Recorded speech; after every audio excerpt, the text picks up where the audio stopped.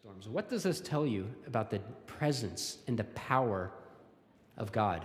Sometimes you have to be in it to really experience it. What about playing puppies? What does that tell you about God? Every mammal in this world, as far as I know, plays. Evidently, God has a playful heart in one way or another. What about ants that are tirelessly marching to and from their anthill? Does that not teach you that God never ceases to uphold the world? What about the engineering that went into ankles, or the taste of a ripe orange, or the smile of an infant, or the melodies of a songbird, or the intricacy of the eye? The art reveals the artist. Psalm 19:1, the heavens declare the glory of God, and the sky displays his handiwork. You can just imagine David, who wrote this psalm, laying on his back and gazing at the stars at night. He's so overwhelmed, he's so captivated that he pulls out his notepad to write down this little song lyric that we're all so familiar with. Sometimes you don't realize how big the universe actually is until you're looking at it in the night sky. But let me give you a sense of just how big the universe actually is, in case you forgot. Here's Earth, right? Little Earth. Not the biggest planet, not the smallest planet. It's about 25,000 miles around the circumference of Earth. Here is our solar system. I put that yellow arrow in there because you can't see the tiny little dot that is Earth right there. To me, this is almost incomprehensibly big. It took the Voyager 12 years to get from Earth to Neptune right here. 12 years. That's a long time. But that's still very small compared to what else is out there. Here is our solar system right there in our solar interstellar neighborhood. Zosma, which is right, where did I put that? Right here, which is another star, is 58 light years away. This means that if you were to go the speed of light, it would take you 58 years to get there. That's a very long distance away. But it gets bigger. Here's our solar interstellar neighborhood within the Milky Way galaxy, that tiny little dot right there. If you were to travel from one end of the Milky Way to the other end, it would take you 100,000 light years. If you were to go the speed of light, it would take you 100,000 years to traverse the Milky Way. But it's much bigger than that. Here is the Milky Way, right there, in our local galactic group. Right here is the Andromeda Galaxy. If you were to travel from the Milky Way to Andromeda, it would be 900,000 light years. Take you 900,000 years if you're going the speed of light. But it gets much bigger than that.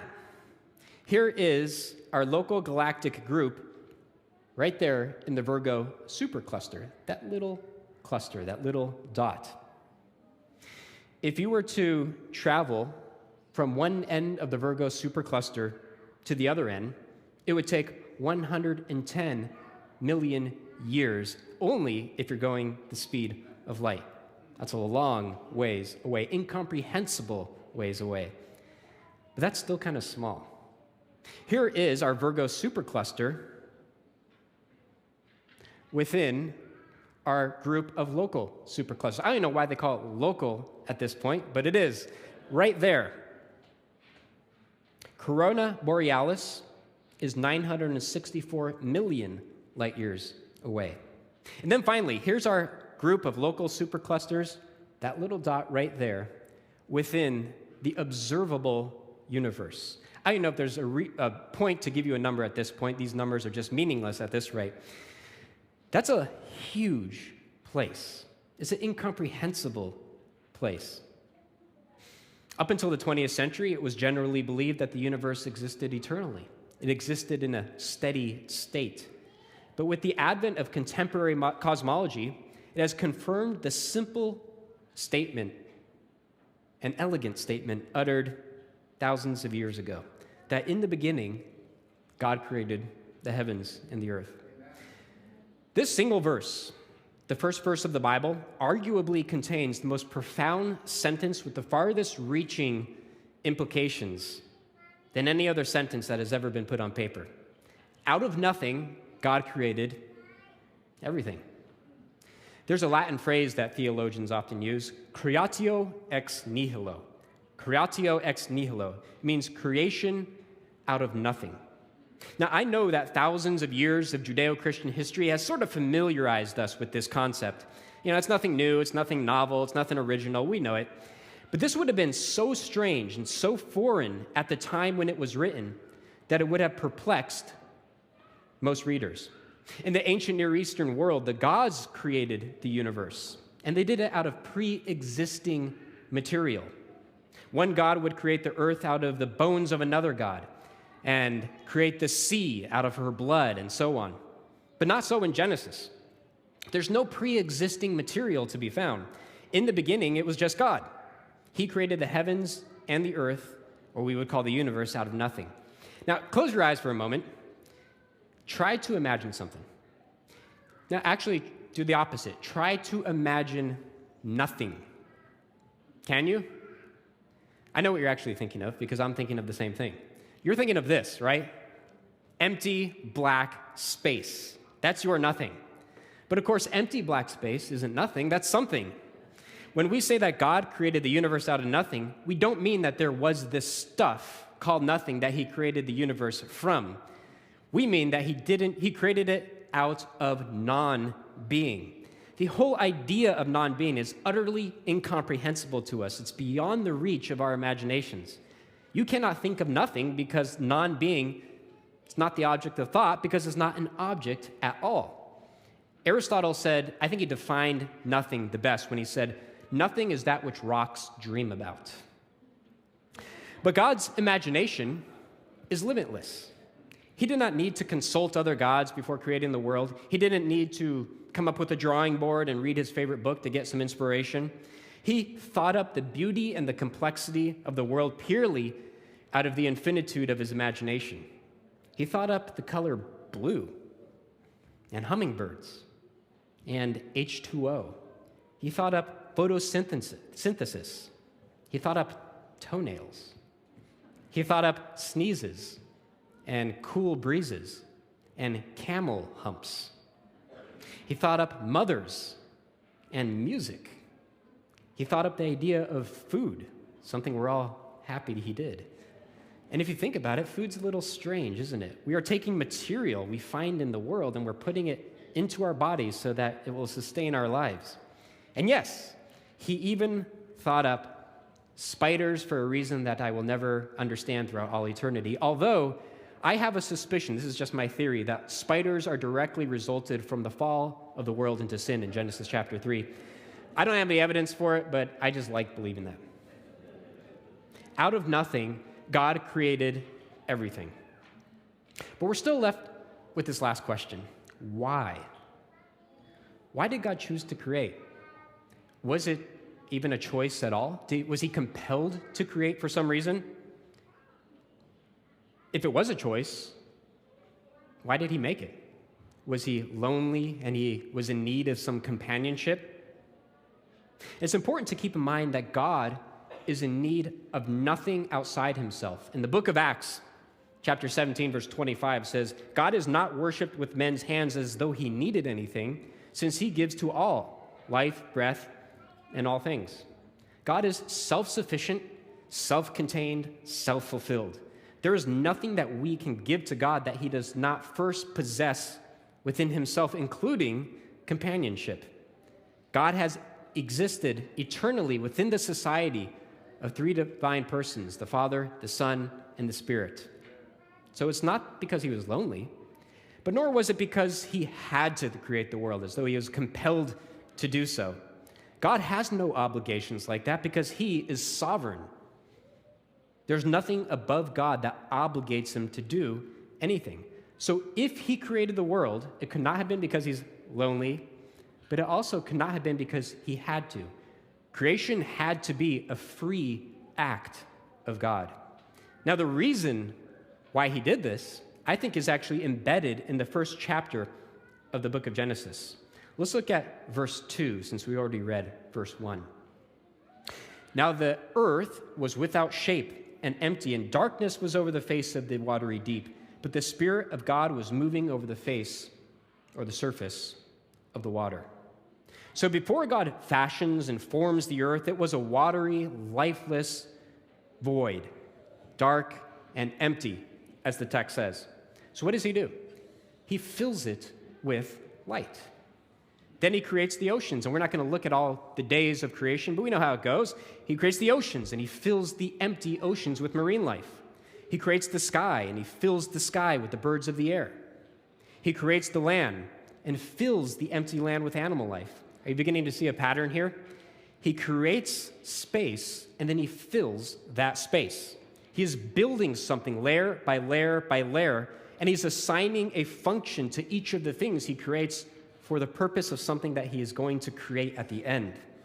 God is building something for his final act of creation, for the climax of his creation. It's all but finished. It's ready for the thing that he created everything else for. He creates you. He creates humans.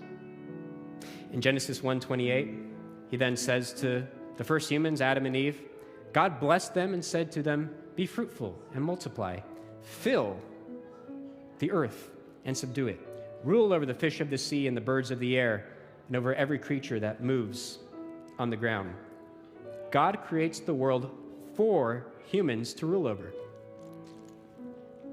He makes mankind in his own image to go forth and reflect that image to the world, something we'll be hearing more about next week when Pastor Sergio preaches on it. Why did God create? For you. It's a gift. It's the greatest gift, isn't it? It's the gift of everything. It's the gift of existence. Creation is just as much an act of God's grace as redemption is. It is God who creates. It is God who redeems. And thus all glory goes back to God. Genesis chapter 2. And on the seventh day, God finished his work that he had done, and he rested on the seventh day from all his work that he had done. So God blessed the seventh day and made it holy, because on it, God rested from all his work that he had done in creation. What's the one thing we can get out of this text? He was done. He was finished. As a photographer, I will sometimes edit my images for weeks or months. I want to get it just right. I'll let it linger. I'll come back to it weeks later until it's just where I want it. But the thing is, it's actually never where I want it. I never actually finish a landscape image. I'm always tweaking it more. I'm always sharpening it more. I'm always trying to get it just perfect, adjusting the tones, adjusting the saturation levels. I'm always trying to get exactly where I want, but I can't ever seem to do so. Usually, just out of frustration, I'm like, it's done. I'm done. I'm just going to... If you're an artist, you probably know exactly what I'm talking about. You just have to eventually stop. But God did not merely stop creating. It says he finished his work. Finished unlike no project is ever finished. The Sabbath is a memorial of God's complete work of creation, and it was not complete until he created you. It's his weekly reminder to the world that we have been created with a purpose. So I want to leave you with this. Nature reveals the qualities of God, as Paul says. But in this modern day world, we spend very little time in nature. I am horrified as to how little time I have spent in nature these last 2 years. I used to be in the wilderness a lot. We live in drywall boxes. We hear the unceasing sound of cars from the roads near our houses. We need the quiet beauty of the wilderness to rejuvenate us. We're made to live in it. God, after all, put Adam and Eve not in a palace, but in a garden. Sometimes we need the might and the power of the ocean to remind us, or the grandeur of the mountains to turn our minds to that which is bigger than ourselves. Most of the things we surround ourselves with in life, they're things that are useful to us, things that we like to use, books, cars, food, information. All of these things are useful to us.